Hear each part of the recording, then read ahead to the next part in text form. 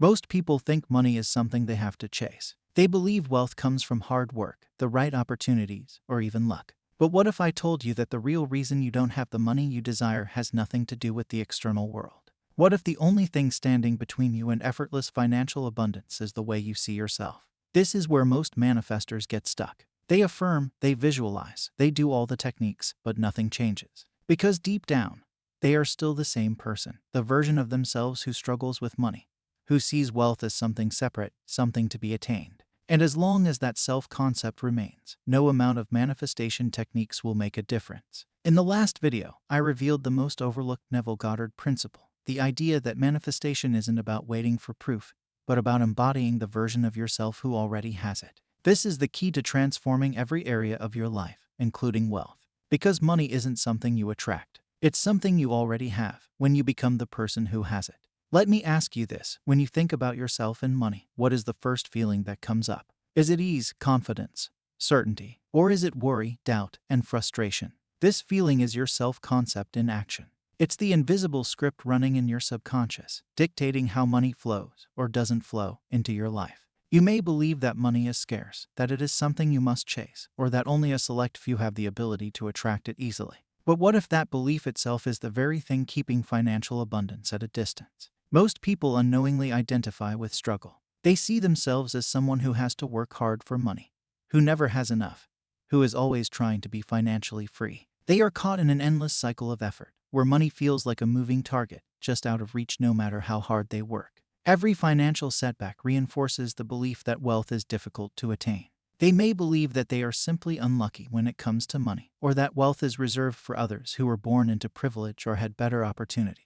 But as Neville Goddard teaches, your reality is nothing more than a reflection of your state of being.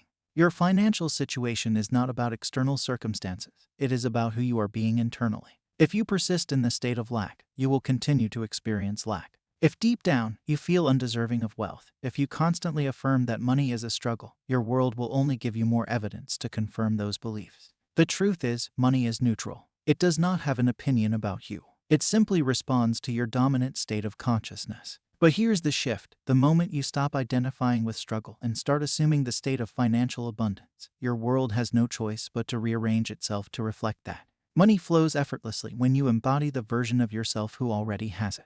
This doesn't mean you sit back and do nothing. It means you operate from a place of knowing, not hoping.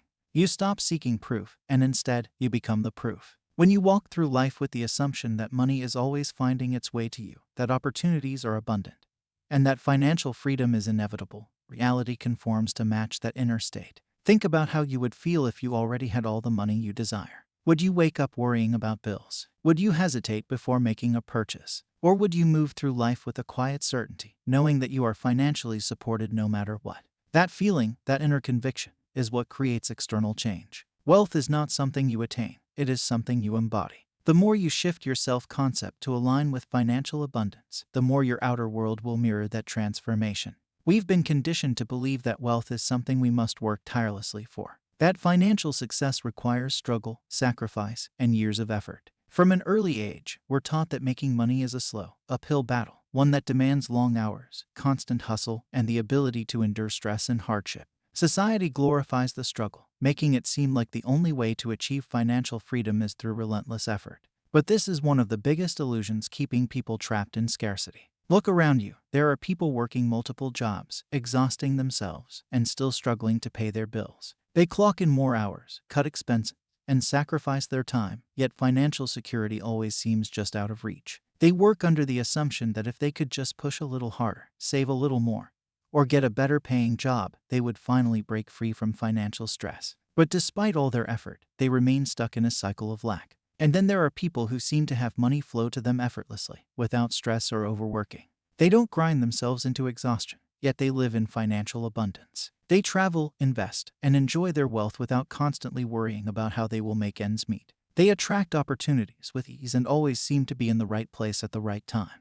To the average person, this might seem unfair or even impossible. But what's the difference? It's not intelligence. If success was purely about intelligence, the smartest people in the world would be the wealthiest. Yet we see countless highly educated individuals struggling financially while high school dropouts run multimillion-dollar businesses. It's not luck. Luck is an illusion, an easy explanation people use to justify why others are successful while they remain stuck. Those who appear lucky have simply aligned their state of being with wealth, allowing money to flow into their lives naturally. It's not even talent. There are plenty of talented individuals who live in financial struggle, unable to monetize their gifts. And there are plenty of people with average abilities who have built empires simply because they understand the power of assumption. It's their state of being. The wealthy don't hope to be rich. They don't try to manifest money. They expect it. They move through life as if money is already theirs. They operate from a deep sense of certainty, not from a place of wishful thinking. This is why they don't hesitate when making financial decisions. They don't doubt whether money will come, they know it will. They don't question their worthiness to receive wealth, they assume it as a given. And because they assume this identity, reality conforms. Their self-concept dictates their financial circumstances, and because they see themselves as wealthy, money continues to show up in their lives. They have rewritten the script that governs their relationship with money, replacing struggle with ease, doubt with confidence, and scarcity with abundance. The moment you shift your internal state to match the wealth you desire, your external world will begin to mirror it. Neville teaches that the only way to experience something is to assume you already have it, not to want it, not to wish for it, but to claim it as yours in imagination first. This is the key difference between those who manifest wealth effortlessly and those who spend years struggling. The moment you assume wealth as your reality, not as something you are chasing, but as something you already embody, you activate the unseen forces that shape your external world. Most people live in a state of waiting for more money, waiting for the universe to deliver their manifestation, waiting for proof before they believe it's possible. They tell themselves that once they see more money in their bank account, once they land the perfect job, or once an opportunity presents itself, then they will believe in their financial success. But this mindset keeps them stuck in a loop of lack. Because when you wait, you are affirming that you don't have it yet. And as long as you believe you don't have it, reality will continue to reflect that belief. Waiting is one of the most deceptive traps of the mind.